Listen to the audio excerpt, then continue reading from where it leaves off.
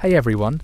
Tonight we're travelling back to ancient China, a place where beauty standards were so wild, people tried to look like magical beings from the heavens. Pale skin, tiny feet, and eyebrows shaped like silkworms. Yeah, it gets weird. We're talking about a world where the ideal woman appeared as delicate as morning mist, as pale as fresh snow on mountain peaks, and where achieving the perfect porcelain complexion could take hours of daily ritual involving rice powder, crushed pearls, and the occasional bit of lead poisoning. So before we begin our gentle journey through the Tang Dynasty's beauty secrets, take a moment like the video if you enjoy what we do here, and let me know in the comments where you're watching from and what time it is. It's always fascinating to see who's joining us from around the world. Now dim the lights, maybe turn on a fan for that soft background hum, and let's ease into tonight's journey together. In ancient China, beauty wasn't just about looking attractive, it was about looking otherworldly, as if you had descended from the celestial court itself and somehow found your way into mortal form. The ideal Chinese woman of the Tang dynasty, roughly 618 to 907 CE, was meant to appear as delicate as morning mist and as pale as fresh snow on mountain peaks. The pursuit of pale skin in ancient China went far beyond what we might consider a beauty trend today. It was a complete transformation of one's appearance, a dedication that required daily rituals and careful attention to every detail. Women would apply layer upon layer of white powder made from rice, crushed pearls, or lead-based cosmetics. Yes, lead again, because apparently our ancestors had a particular fondness for slowly poisoning themselves in the name of beauty. But this wasn't just vanity. Pale skin was a social marker, a visual announcement that you were wealthy enough to never work in the fields, refined enough to spend your days indoors composing poetry or practicing calligraphy, and noble enough that the sun had never dared to touch your face. The paler you were, the more celestial you appeared, and the closer you seemed to the idealized beauties painted in court art and described in classical literature. The process of achieving this otherworldly pallor was elaborate and time-consuming. Women would begin by cleansing their faces with rice water or milk, then apply a base layer of powder mixed with water or oil.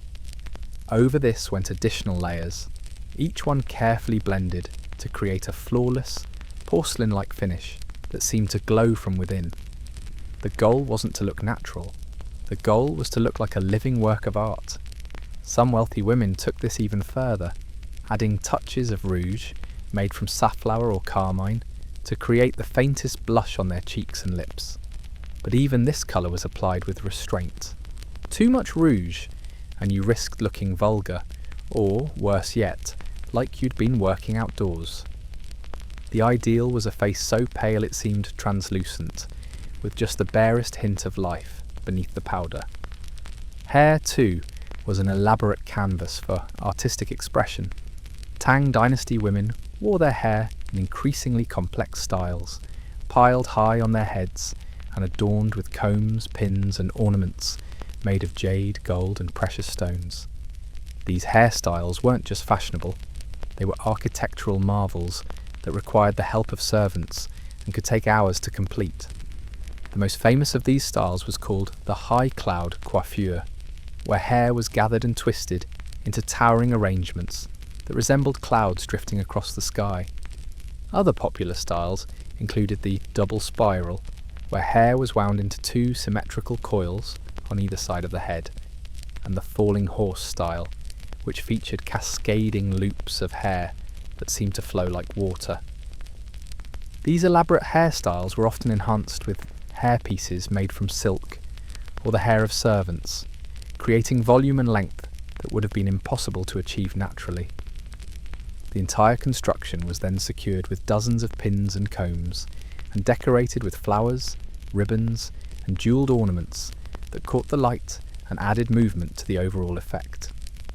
But perhaps the most telling aspect of Tang dynasty beauty standards was the emphasis on fullness and curves. Unlike the willowy figures preferred in some other eras, Tang dynasty art celebrates women with rounded faces, full figures, and a sense of abundance and prosperity. This wasn't about looking weak or fragile, it was about looking well-fed, healthy, and blessed by the gods with good fortune. Eyebrows, too, were a crucial element of the Tang dynasty beauty ideal. Women would pluck their natural eyebrows completely and then paint new ones using black ink or charcoal powder. These painted eyebrows came in dozens of different styles, each with its own name and cultural significance. There were moth eyebrows, which were thin and curved like the antennae of a moth, willow leaf eyebrows, which were shaped like the narrow leaves of a willow tree, and distant mountain eyebrows, which were painted to look like mountain ranges on the horizon. The process of painting these eyebrows required skill and artistry. Women would use small brushes to create perfectly symmetrical curves, often adding subtle shading and highlights to make the painted eyebrows look three-dimensional. Some styles even included small decorative elements, like tiny painted flowers or geometric patterns, turning the eyebrows into miniature works of art. All of this elaborate beauty preparation took place in private chambers, away from the eyes of men and the outside world. The process could take several hours each morning and required the assistance of skilled servants who specialised in cosmetics and hairstyling. It was a ritual, a daily transformation that allowed women to present themselves as living embodiments of celestial beauty. The influence of these beauty standards extended far beyond the imperial court. Women throughout Chinese society, from wealthy merchants' wives to courtesans and entertainers, adapted these ideals to their own circumstances and budgets. Even women who couldn't afford the finest powders and ornaments would find ways to achieve a pale complexion and elaborate hairstyle, using cheaper alternatives and simpler versions of court fashions. And this obsession with porcelain-perfect beauty wasn't limited to the Tang dynasty. Throughout Chinese history, pale skin remained the ultimate beauty ideal, though the specific techniques and styles evolved over time. During the Song dynasty, women began using even more sophisticated cosmetics, including powders that contained mica to create a subtle, pearl-like sheen on the skin. The Ming and Qing dynasties brought their own innovations, including the use of silk patches and painted designs to create decorative elements on the face and forehead. These tiny works of art, applied directly to the skin, could depict flowers, butterflies, or abstract patterns, turning the face into a canvas for artistic expression. Even the bound feet that became associated with Chinese beauty standards in later dynasties were, in their own way, an extension of this same aesthetic philosophy. The goal was always to appear delicate, refined, and removed from the coarse realities of physical labour. Beauty was about transcendence, about rising above the mundane world and achieving something closer to perfection. If ancient China prized porcelain perfection, ancient Egypt worshipped golden radiance. In the land of the Nile, beauty was inextricably linked with divinity, and the gods themselves were said to have skin that gleamed like burnished gold and eyes lined with the darkest coal. To be beautiful in ancient Egypt was to echo the divine, to carry within yourself a reflection of the eternal. The ancient Egyptians developed what was perhaps history's most sophisticated cosmetics industry, creating products that were not only beautiful, but also practical in the harsh desert climate. Kohl, the dark eye makeup that has become synonymous with Egyptian beauty, wasn't just decorative. It was made from antimony, galena, and other minerals that actually helped protect the eyes from the glare of the desert sun and ward off infections. Both men and women in ancient Egypt lined their eyes with kohl, creating the dramatic, almond-shaped look that we still associate with Egyptian art today. The application of kohl was an art form in itself, requiring steady hands and careful attention to symmetry. The lines weren't just painted on, they were carved into the face with precision, extending beyond the natural shape of the eye to create an elongated, almost supernatural appearance. The coal itself was prepared using elaborate rituals. The minerals were ground on special palettes, often made of slate and carved with images of gods or sacred animals. Water was added drop by drop, and the mixture was ground until it achieved the perfect consistency. The finest coal was said to be so finely ground that it felt like silk against the skin. But coal was just the beginning of the Egyptian beauty routine. Women also used green eyeshadow, made from malachite, a copper-based mineral that created a vibrant, jewel-like colour. This green shadow was applied to the eyelids and brow bones, creating a striking contrast with the black coal lines. The effect was dramatic and otherworldly, like having precious stones embedded in the skin around the eyes. Red ochre was used to create rouge for the cheeks and lips, giving the face a warm, golden glow that complemented the desert sun. This wasn't the subtle blush favoured in some other cultures. Egyptian rouge was meant to be seen, to create a look of vibrant health and divine favour. The red ochre was mixed with animal fat or plant oils to create a smooth, long-lasting cosmetic that wouldn't fade in the Egyptian heat. Perfumes and oils were equally important in the Egyptian beauty routine. The wealthy anointed themselves with precious oils made from myrrh, frankincense, and other exotic resins. These oils weren't just fragrances, they were protection against the drying effects of the desert climate and symbols of luxury and status. The most prized perfumes were said to contain dozens of ingredients, some imported from as far away as India and East Africa.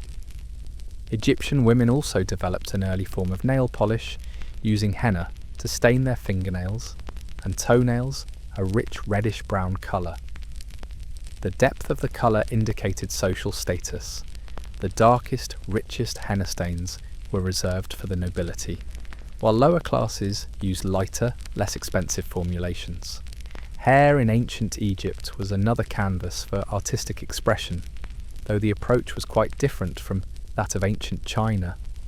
Due to the hot climate and the presence of lice and other parasites, many Egyptians, both male and female, shaved their heads completely and wore elaborate wigs instead. These wigs weren't just practical, they were statements of fashion and status. The finest wigs were made from human hair, carefully styled and maintained by skilled craftsmen. They came in a variety of styles, from short geometric cuts to long flowing styles that reached the shoulders or beyond. The most elaborate wigs incorporated braids, curls, and decorative elements like gold threads and precious stones. Different wig styles indicated different social positions and occasions. Priests and priestesses wore specific styles that marked their religious roles, while court officials and nobles had their own distinctive looks. Even the gods were depicted wearing particular wig styles, linking earthly fashion with divine appearance. The process of wig making was incredibly sophisticated. The hair was sorted by colour and texture, then washed and treated with various oils and perfumes. Individual strands were carefully sewn onto caps made of linen or leather, creating realistic-looking hairlines and natural movement. The finest wigs were virtually indistinguishable from natural hair, except for their perfect styling and maintenance. Women of means would own multiple wigs for different occasions and seasons. There were everyday wigs for household activities, formal wigs for religious ceremonies and court appearances, and even special wigs for mourning periods. The care and storage of these wigs required dedicated servants and special containers that protected them from dust and insects.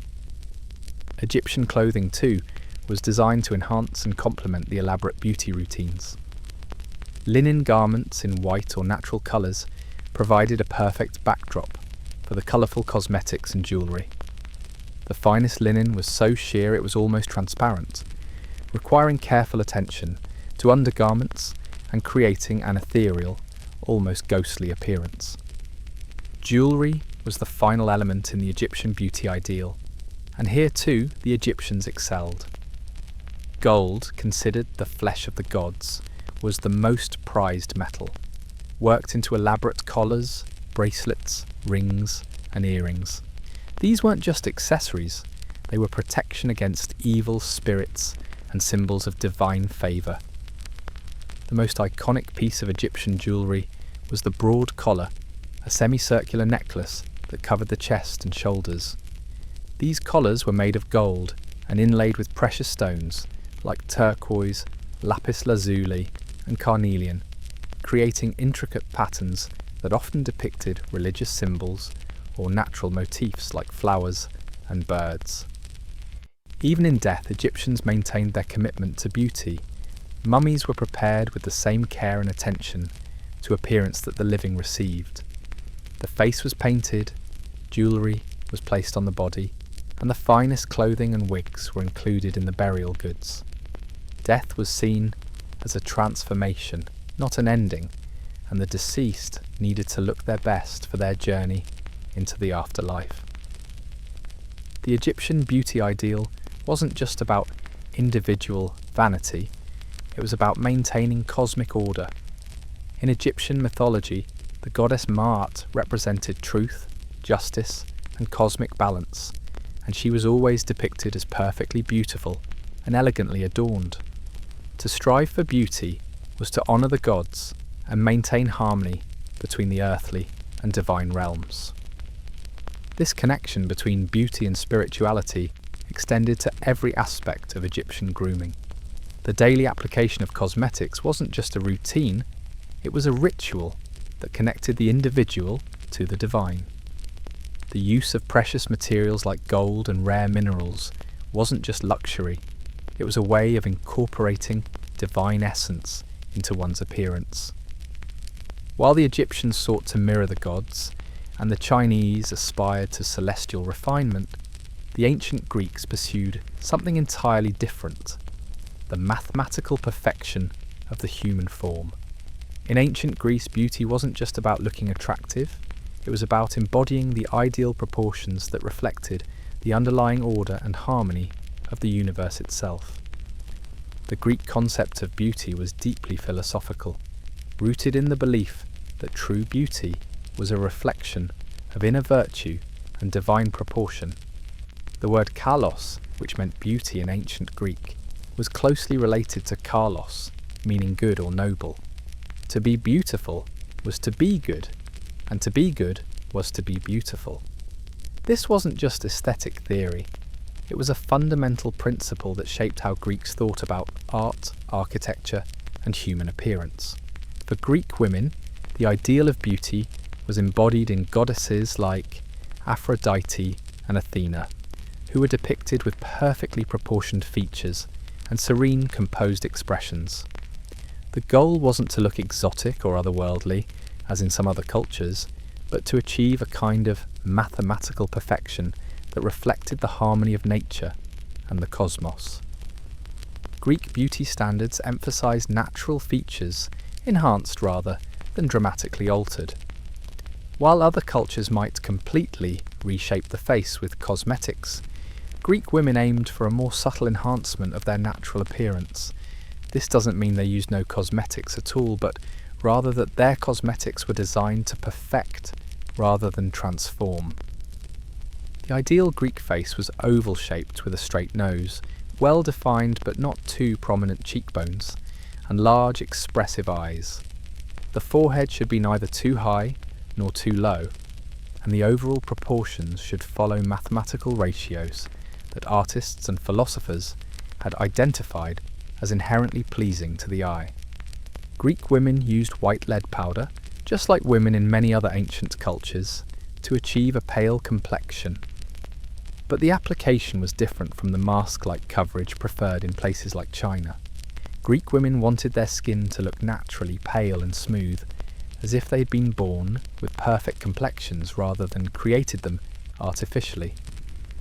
Red ochre was used for rouge, but again, the application was subtle. The goal was to look as if you had just come in from a gentle walk in the garden, with naturally flushed cheeks and lips, rather than to create a dramatic painted appearance. The rouge was blended carefully to create gradual transitions of colour that mimicked the natural flush of healthy skin. Greek eyebrows were perhaps the most distinctive feature of their beauty ideal. Unlike other cultures that completely removed and repainted eyebrows, Greek women preferred a natural, unplucked look that emphasised the eyes without overpowering them. The ideal eyebrow was full but well-shaped, creating a strong frame for the eyes without appearing heavy or masculine. Hair in ancient Greece was considered a woman's crowning glory, and the elaborate hairstyles of Greek women were works of art in themselves.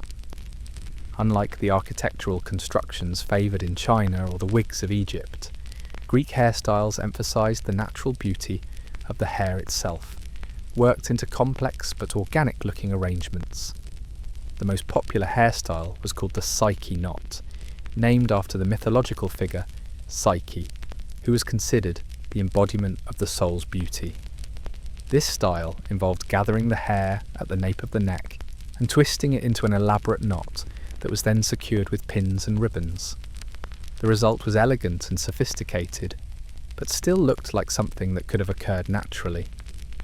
Another popular style was the Lampardian, which involved braiding the hair and then arranging the braids in complex patterns around the head.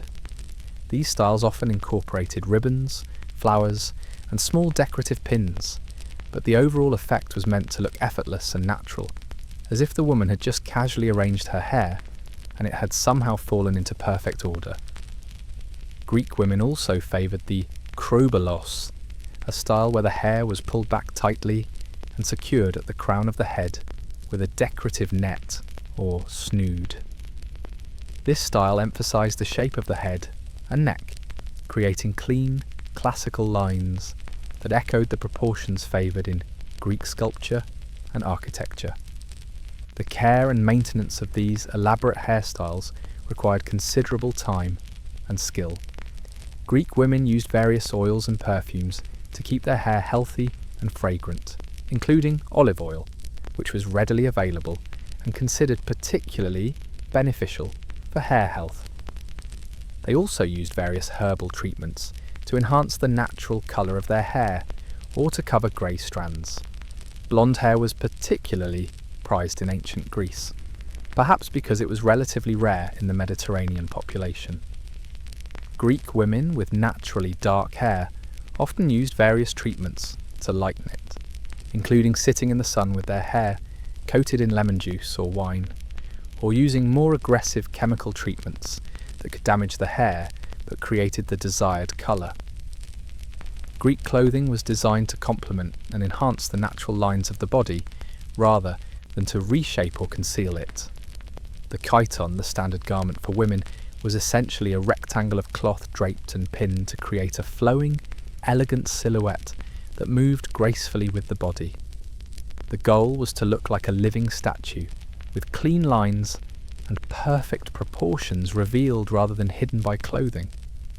The colours chosen for Greek garments were usually subdued and natural, reflecting the Greek preference for harmony and restraint. White was particularly favoured, as it emphasised the classical ideal of purity and perfection, but soft blues, greens and yellows were also popular. Bright, garish colours were considered vulgar and inappropriate for a refined woman. Jewellery in ancient Greece was more restrained than in some other cultures, but no less beautiful. Greek goldsmiths were master craftsmen who created delicate, intricate pieces that enhanced rather than overwhelmed the wearer's natural beauty. Popular pieces included thin gold chains, small hoop earrings, and delicate bracelets that added sparkle and refinement without dominating the overall look. The Greek approach to beauty wasn't just about individual appearance, it was about participating in a larger cultural ideal that valued harmony, proportion, and restraint.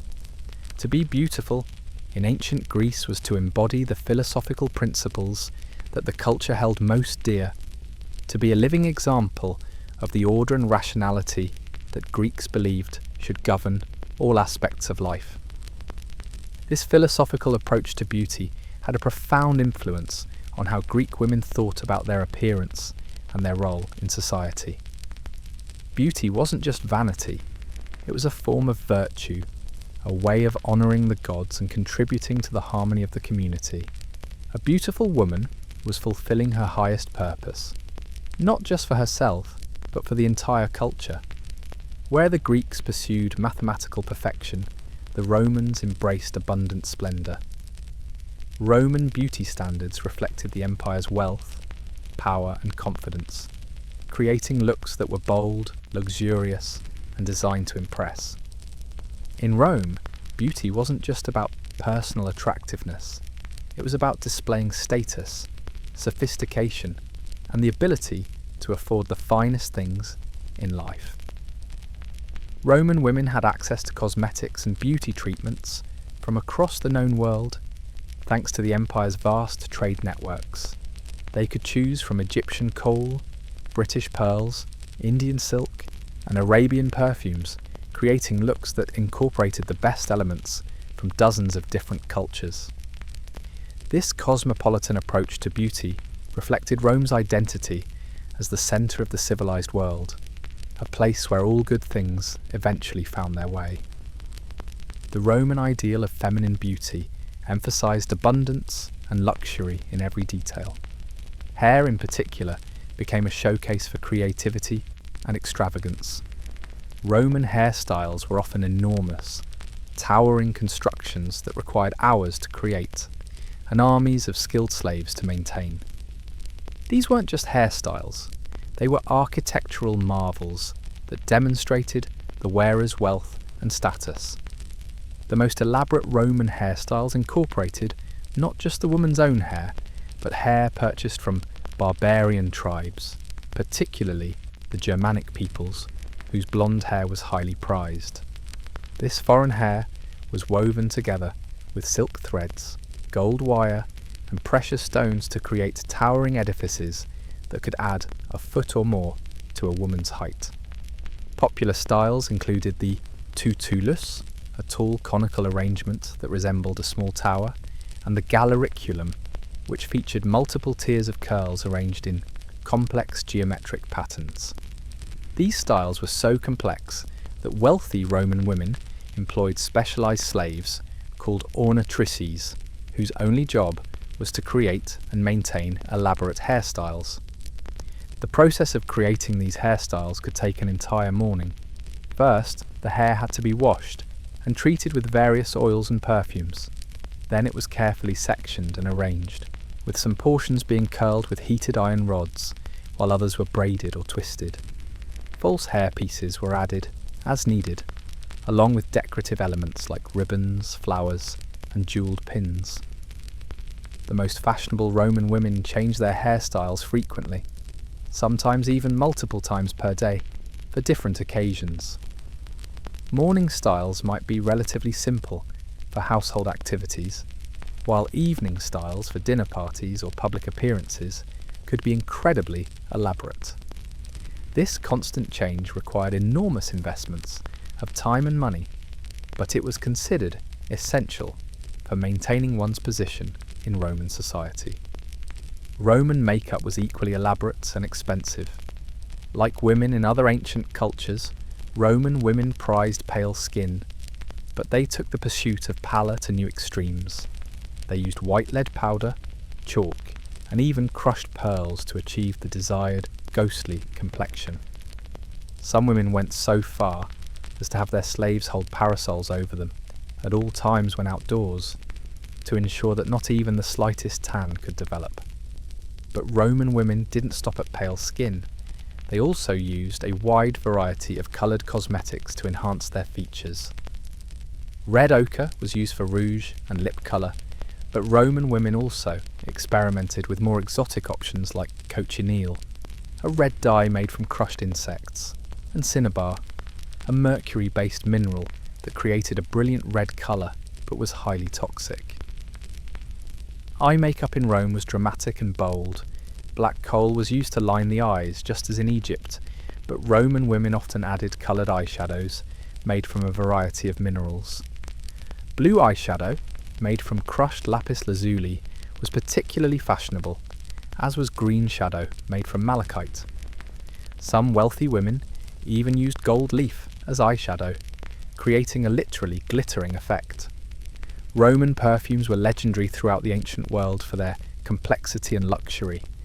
The finest perfumes contained dozens of ingredients from across the empire and beyond, including rare spices, exotic flowers, and precious resins.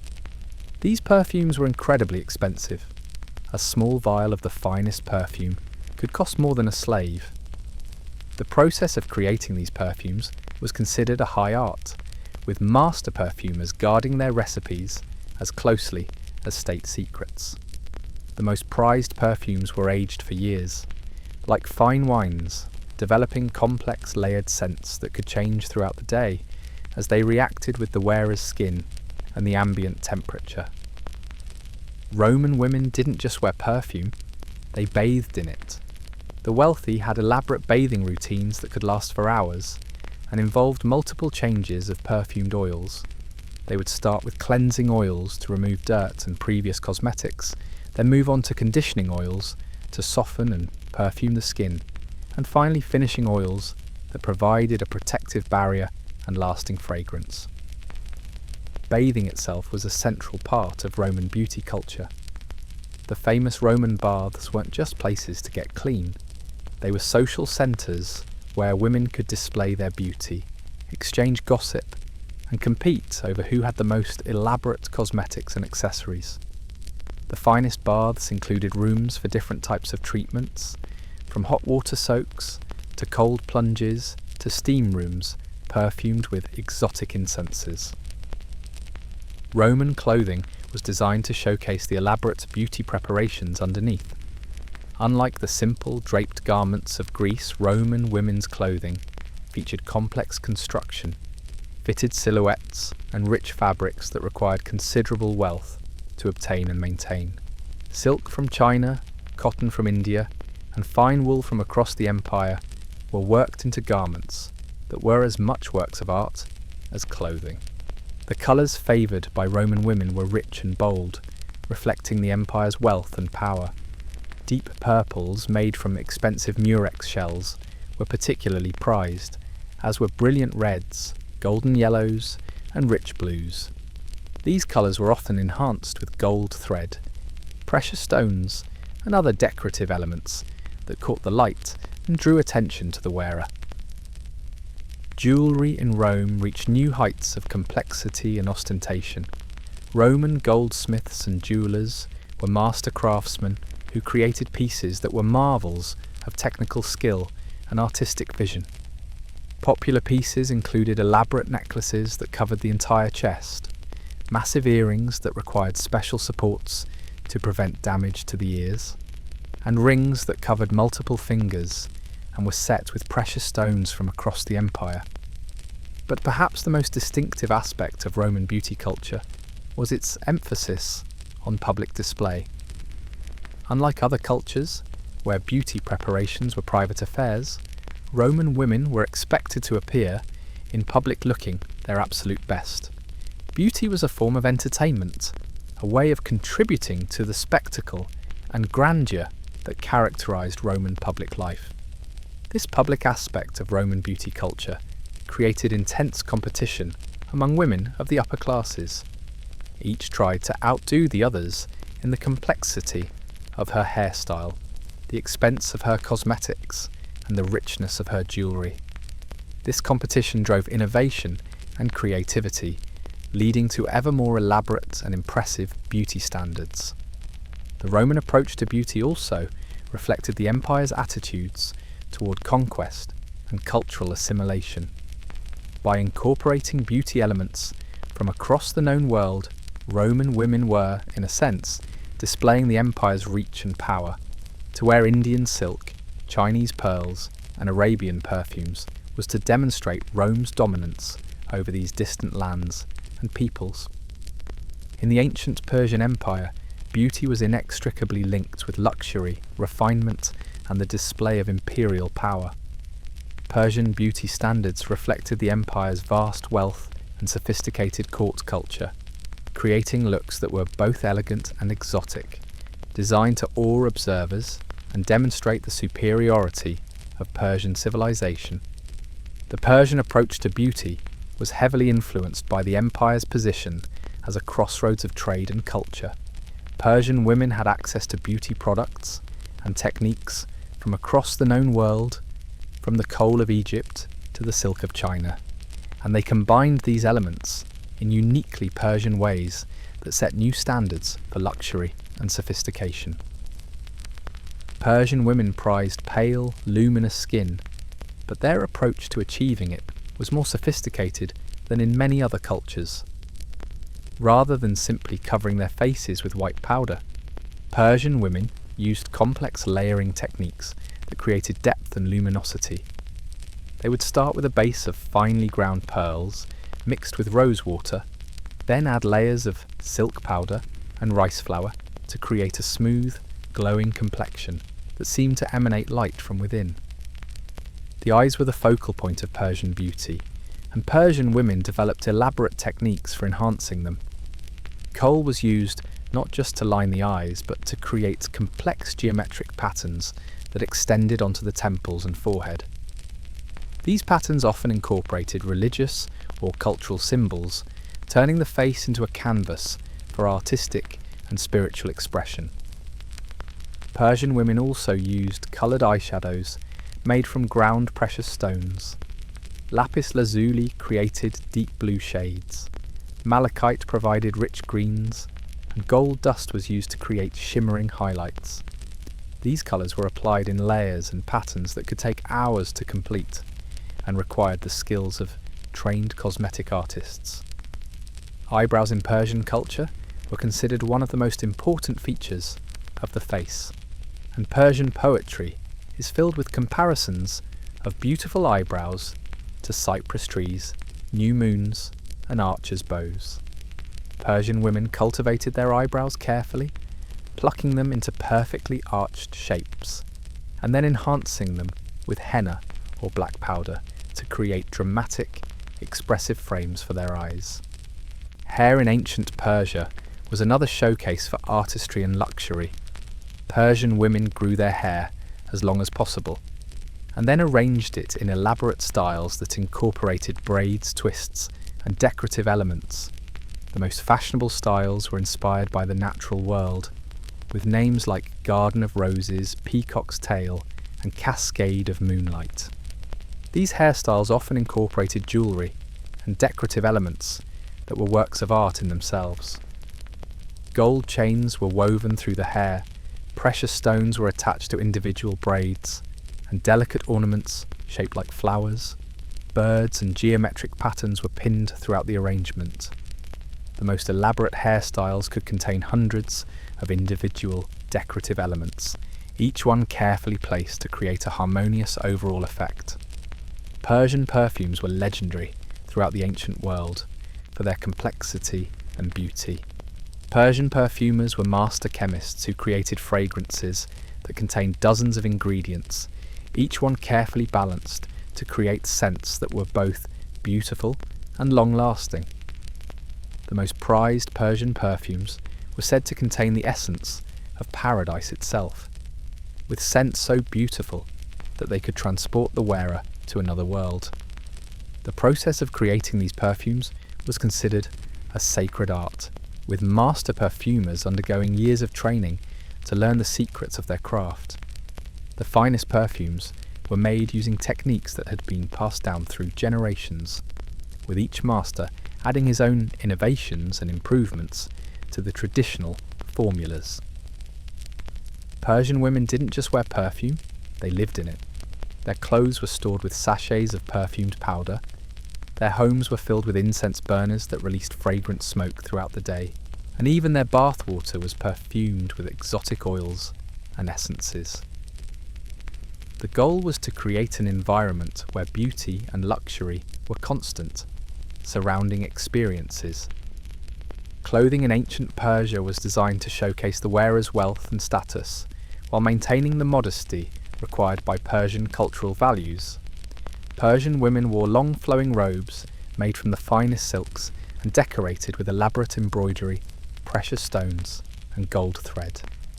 These garments were often so heavily decorated that they resembled works of art more than clothing. The colours favoured by Persian women were rich and symbolic. Deep purples represented royalty and wisdom, brilliant reds symbolised passion and power, and golden yellows evoked the sun and divine favour. These colours were often combined in complex patterns that told stories or conveyed religious meanings, turning each garment into a form of wearable literature. Persian jewellery was among the finest in the ancient world, renowned for its intricate craftsmanship and innovative designs. Persian jewellers were master artists who created pieces that combined precious metals, gemstones, and enamel work in ways that had never been seen before. Popular pieces included elaborate tiaras that resembled miniature gardens, necklaces that depicted entire mythological scenes, and bracelets that were so finely detailed they required magnification to fully appreciate. The Persian court was a showcase for all of these beauty elements, with royal women competing to display the most elaborate and impressive looks. Court ceremonies provided opportunities for women to display their finest clothes, jewellery, and cosmetics, creating spectacles of beauty and luxury that amazed foreign visitors and reinforced Persian claims to cultural superiority. But Persian beauty culture wasn't just about display, it was also about the pursuit of perfection and the refinement of the senses. Persian women were expected to be not just beautiful, but also accomplished in music, poetry, and conversation. Beauty was seen as just one aspect of a complete education that also included intellectual and artistic development. This holistic approach to beauty and culture created a sophisticated society where physical appearance was appreciated not just for its own sake, but as part of a larger aesthetic vision that encompassed all aspects of life. Persian gardens, architecture, music, and poetry all reflected the same principles of beauty, harmony, and refinement that governed personal appearance. In ancient India, beauty was understood as a reflection of inner spiritual development and harmony with the natural world. The Sanskrit word sundara, meaning beautiful, was closely related to concepts of goodness, truth, and divine essence. To be beautiful in ancient India was to embody these spiritual qualities while maintaining harmony with the rhythms and cycles of nature. The ancient Indian approach to beauty was deeply rooted in Ayurveda, the traditional system of medicine that emphasized balance between mind, body, and spirit. According to Ayurvedic principles, true beauty came from within and could only be achieved through proper diet, exercise, meditation, and the use of natural remedies that supported the body's innate healing abilities. Indian women used a wide variety of natural ingredients in their beauty routines, many of which are still popular today. Turmeric was prized for its ability to brighten and purify the skin, while sandalwood paste was used to cool and soothe. Neem leaves provided natural antiseptic properties, and rosewater was used to tone and refresh the complexion. The preparation and application of these natural cosmetics was often a meditative practice in itself. Women would rise early in the morning to gather fresh flowers and herbs, then spend time grinding and mixing them into pastes and oils. This daily ritual connected them with the natural world and provided a peaceful, contemplative start to the day. Indian women also used henna extensively, not just for decorating their hands and feet with intricate patterns, but also for conditioning their hair and dyeing it rich, reddish-brown shades. The application of henna was often a social activity, with groups of women gathering to help each other create elaborate designs while sharing stories and singing traditional songs. The eyes were considered the windows to the soul in ancient Indian culture, and considerable attention was paid to enhancing them. Kohl, called kajal in Sanskrit, was used not just for beauty, but also for protection against the evil eye and to promote eye health. The kohl was often made using traditional methods that involved burning specific oils and collecting the soot, creating a pure fine powder that was both beautiful and beneficial. Indian women also use various natural ingredients to create coloured eyeshadows and liners. Crushed flowers provided delicate pinks and purples, while ground minerals created deeper blues and greens. These colours were applied subtly, designed to enhance rather than mask the natural beauty of the eyes. Hair care in ancient India was an elaborate and sacred practice. Long, thick hair was considered a sign of health, fertility, and spiritual power, and women devoted considerable time and attention to maintaining it. Oil massage was a central part of this routine, with various oils being used for different purposes and seasons. Coconut oil was favoured in southern India for its cooling properties and ability to promote hair growth, while sesame oil was preferred in northern regions for its warming qualities and rich texture. These oils were often infused with herbs and flowers to create complex treatments that nourished both hair and scalp, while providing therapeutic benefits. The process of oiling the hair was often a family affair, with mothers, daughters and sisters taking turns massaging oil into each other's hair, while sharing stories and strengthening family bonds. This ritual could take hours, with the oil being worked through every strand of hair and massaged deep into the scalp using specific techniques that were passed down through generations. After the oil treatment, hair was washed using natural cleansers made from ingredients like shikakai pods, aritha nuts, and clay. These natural shampoos cleaned gently, without stripping the hair of its natural oils, leaving it soft, shiny, and fragrant. The hair was then dried in the sun when possible, allowing the natural warmth to seal in the beneficial oils and create lustrous, healthy-looking locks. Indian hairstyles varied by region and social status, but most emphasised the natural beauty and length of the hair rather than creating elaborate artificial constructions. Simple braids adorned with flowers were popular for everyday wear, while more complex styles incorporating multiple braids, twists, and decorative elements were reserved for special occasions and festivals. Flowers played a crucial role in Indian beauty culture, both as decorative elements and as sources of natural cosmetics. Jasmine flowers were particularly prized for their intoxicating fragrance and were woven into hair or worn as garlands. Rose petals were used to make cooling face masks and fragrant waters, while marigold flowers provided natural yellow dye for fabrics and cosmetics. The preparation of flower-based cosmetics was often timed to coincide with the flower's peak freshness and potency. Women would rise before dawn to collect dew-covered petals, then spend the morning processing them into various preparations. This connection with the natural rhythms of plant life was seen as essential to creating effective and beautiful cosmetics. Indian women also used a variety of natural ingredients to create perfumes and scented oils. Sandalwood, jasmine, rose, and numerous other aromatic plants were processed using traditional distillation methods to create concentrated essences. These perfumes were often layered, with different scents applied to different parts of the body to create complex, evolving fragrances that changed throughout the day. The application of perfume was considered an art form, with specific scents being appropriate for different times of day, seasons, and occasions. Morning perfumes were typically light and fresh, featuring citrus and floral notes that energized and uplifted. Evening perfumes were richer and more complex, often featuring warm, sensual notes like sandalwood, musk, and exotic spices. Jewellery in ancient India was not just decorative, but also served spiritual and protective purposes.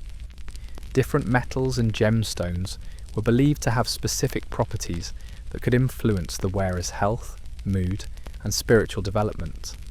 Gold was considered the most auspicious metal, associated with the sun and divine energy, while silver was linked to the moon and cooling, calming influences.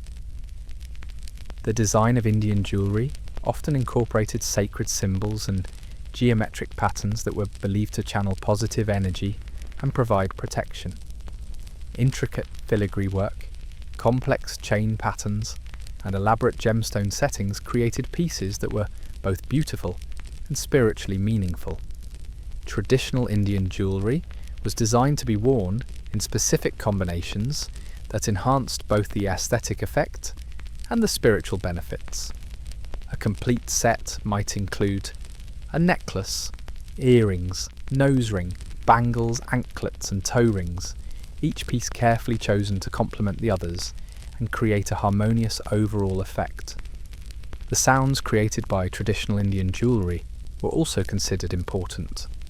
Bangles that chimed softly when the wearer moved, anklets that created gentle musical tones with each step, and earrings that swayed and caught the light, all contributed to a multisensory experience of beauty that engaged not just sight but also hearing and movement. Indian clothing was designed to complement and enhance the natural beauty of the female form while maintaining modesty and cultural appropriateness. The sari, still worn today, was perfected in ancient times as a garment that could be draped in dozens of different ways to create various silhouettes and styles while using a single piece of fabric. The art of draping a sari was passed down from mother to daughter and varied by region, with each area developing its own distinctive styles and techniques. Some draping methods emphasized the waist and hips, creating an hourglass silhouette, while others focused on creating flowing, graceful lines that moved beautifully with the wearer. The fabrics used for saris were often works of art in themselves, featuring complex weaving techniques, intricate embroidery, and rich colours created using natural dyes. Silk was particularly prized for its lustrous appearance and luxurious feel, while cotton was favoured for its comfort and practicality in hot climates.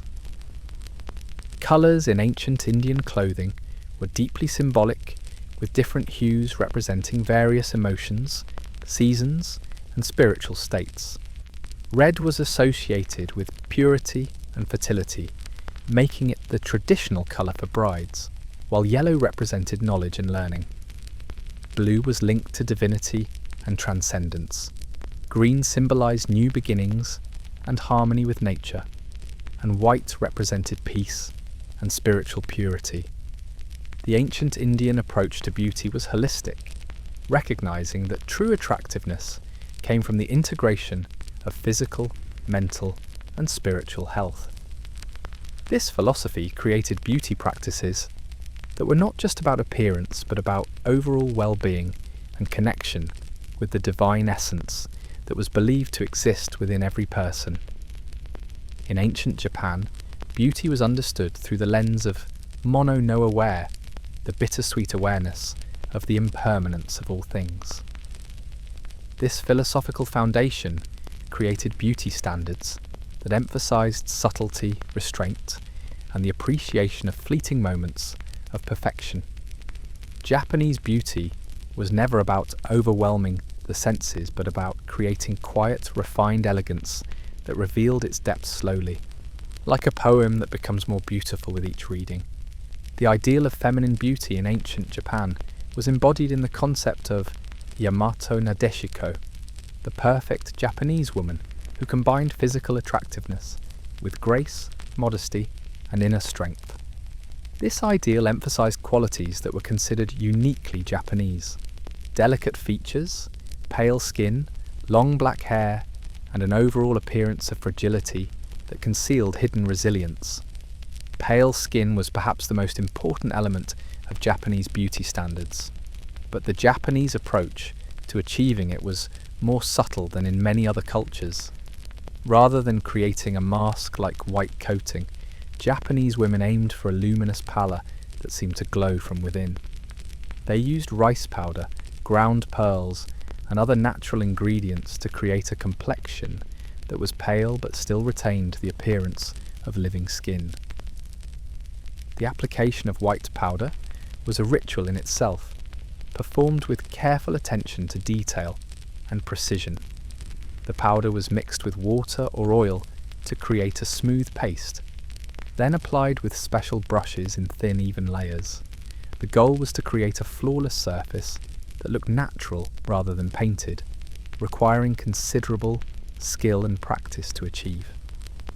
Japanese women also used rouge, but in a very different way than women in other cultures. Instead of creating obvious patches of colour on the cheeks, Japanese rouge was applied in tiny amounts to create just the faintest suggestion of natural flush. The effect was so subtle that it might only be noticed in certain lighting conditions, creating an ephemeral beauty that appeared and disappeared like cherry blossoms in the wind.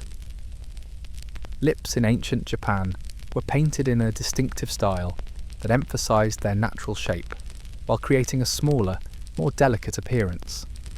The natural lip line was covered with white powder. Then a new, smaller mouth was painted using red pigment. This technique created lips that looked like tiny flower petals, emphasizing the overall delicacy of the face. Eyebrows were another distinctive feature of Japanese beauty. Rather than maintaining their natural shape, Japanese women completely removed their eyebrows and painted new ones high on the forehead, using black ink or charcoal. These painted eyebrows were often just simple curved lines that created an expression of constant surprise or innocence. The eyes themselves were enhanced with subtle techniques that emphasized their natural shape without creating dramatic effects. Black coal was used sparingly to define the lash line, while the inner corners of the eyes might be touched with red pigment to create a soft, dreamy appearance. The overall effect was of eyes that seemed to be perpetually on the verge of tears, evoking the melancholy beauty that was so prized in Japanese aesthetics. Hair in ancient Japan was perhaps the most important element of female beauty, with long straight black hair being considered the epitome of feminine perfection. The ideal length was floor-length hair that moved like silk when the woman walked, creating a hypnotic, almost supernatural effect. The care and maintenance of such long hair required enormous dedication and time. Hair was washed infrequently, perhaps only once a month, using special preparations made from rice water, camellia oil, and various herbs.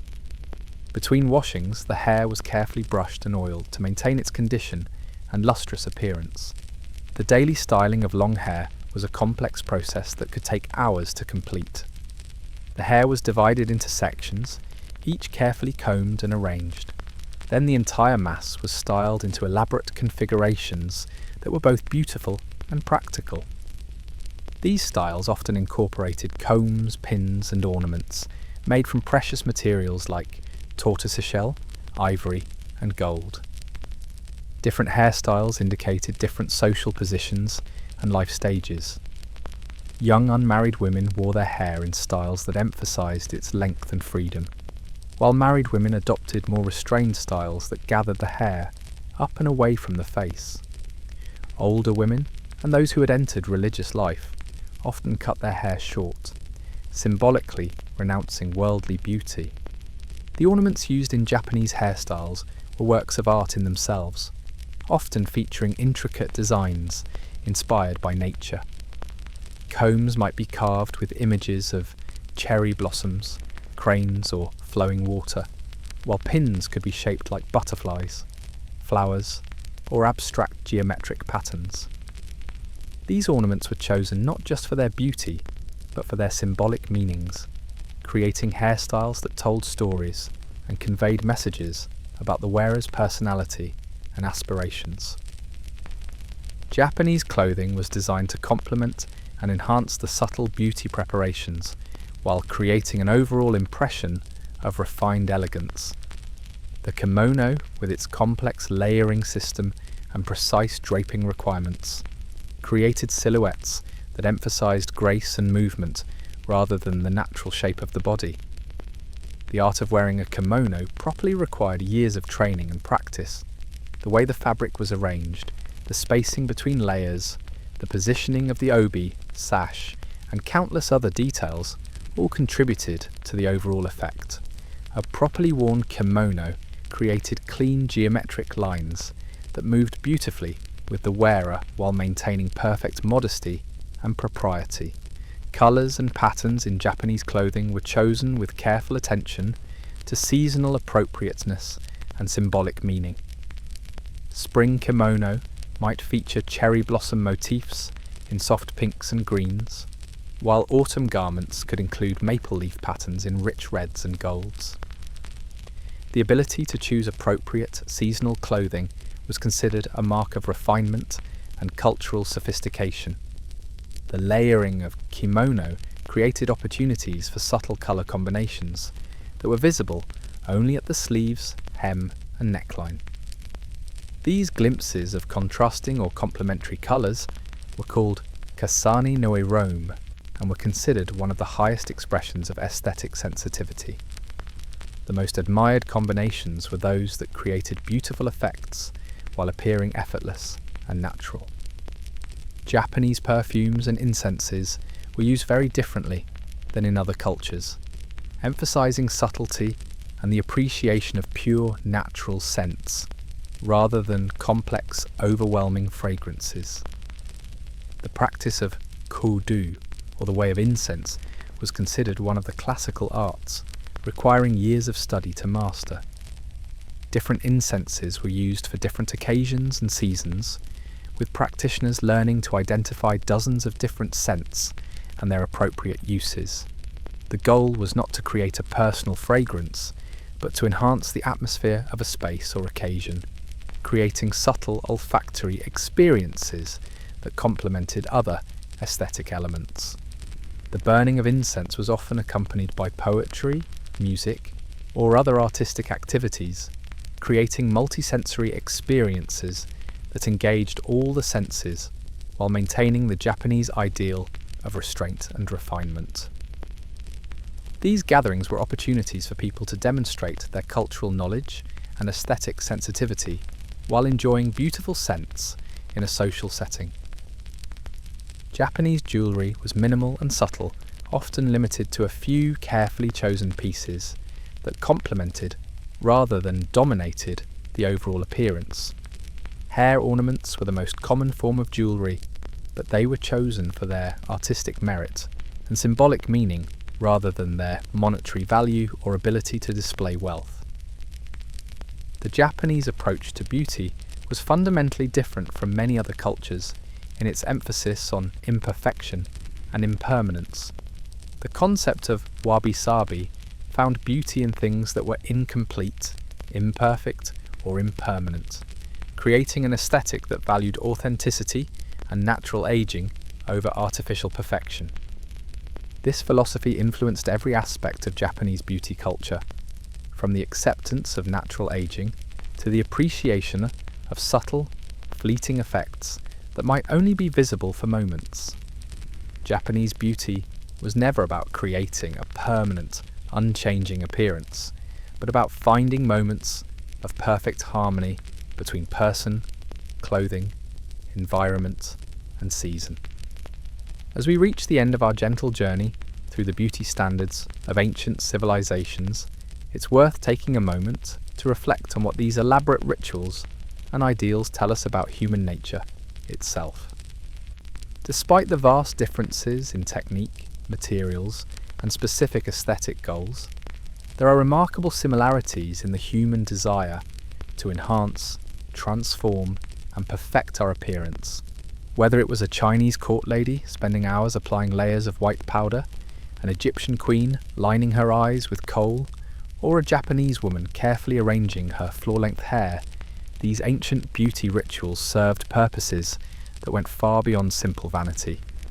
They were expressions of cultural identity, markers of social status, spiritual practices, and forms of artistic expression, all rolled into one. The time and effort that ancient peoples devoted to beauty preparations speaks to something fundamental about human nature, our desire to transcend the purely functional and create something beautiful, meaningful, and lasting, even when faced with the daily challenges of survival in pre-modern societies. People found time and resources to pursue ideals of beauty that often required considerable sacrifice and dedication. The materials used in ancient cosmetics also tell fascinating stories about trade, technology, and cultural exchange. The fact that Chinese women used imported pearls, Roman women wore Indian silk, and Persian women burned Arabian incense reveals networks of connection and communication that spanned continents and civilizations. Many of the techniques and ingredients used by ancient peoples have proven to be remarkably effective and are still used today. Turmeric for brightening skin, kohl for protecting eyes, henna for conditioning hair, and countless other ancient beauty secrets have been validated by modern science and incorporated into contemporary cosmetics and treatments. But perhaps the most striking thing about ancient beauty standards is how they reveal the timeless human desire to be seen, appreciated, and remembered as beautiful. These weren't just personal practices, but social and cultural phenomena that created shared identities and common experiences across communities and generations. The elaborate preparation rituals also served important social functions, creating opportunities for women to gather, share knowledge, and strengthen relationships. The application of cosmetics, styling of hair, and selection of clothing often involved multiple people and could take hours, creating intimate social spaces where stories were shared, advice was given, and cultural traditions were passed down. The spiritual and protective aspects of ancient beauty practices remind us that our ancestors understood beauty as something more than surface appearance. Whether it was Egyptian kohl that protected against evil spirits, Indian turmeric that purified the soul, or Chinese jade ornaments that brought good fortune, beauty was intimately connected with health, spirituality, and cosmic harmony. As you drift off to sleep tonight, perhaps you can imagine yourself transported back to one of these ancient worlds, sitting in a Chinese court lady's chamber as servants style your hair into towering arrangements, or relaxing in a Roman bathhouse surrounded by exotic perfumes and oils, or learning the art of kohl application from an Egyptian priestess in a temple overlooking the Nile. These ancient beauty rituals created their own kind of time travel, transforming ordinary people into living works of art, connecting them with ideals of perfection and divinity, and creating moments of transcendence that lifted them above the mundane concerns of daily life. In our modern world, where beauty products are mass-produced and applied quickly in front of bathroom mirrors, there's something almost magical about imagining these ancient rituals with their elaborate preparations, precious ingredients, and deep cultural meanings. They remind us that beauty has always been about more than appearance. It's been about identity, spirituality, community, and the eternal human desire to create something beautiful in an often harsh and challenging world. So as you close your eyes and let sleep wash over you, carry with you these images of ancient beauty, the shimmer of gold dust on an Egyptian queen's eyelids, the cascade of a Chinese court lady's perfumed hair, the subtle glow of rice powder on a Japanese woman's face, the complex layers of a Persian princess's cosmetics, and the mathematical perfection of a Greek statue brought to life. These ancient ideals of beauty may seem foreign to us now, but they speak to something timeless and universal in the human experience. They remind us that throughout history, in every culture and every era, people have found ways to create beauty, express identity, and connect with something larger than themselves through the simple but profound act of adorning their bodies and faces. And perhaps that's the most beautiful thing of all. Not any specific standard or technique, but the enduring human commitment to beauty itself. The belief that we can and should make ourselves and our world more beautiful, more meaningful, and more worthy of admiration and memory. Sweet dreams, and may your sleep be filled with visions of ancient elegance, timeless beauty, and the gentle whisper of history flowing like silk through the corridors of time.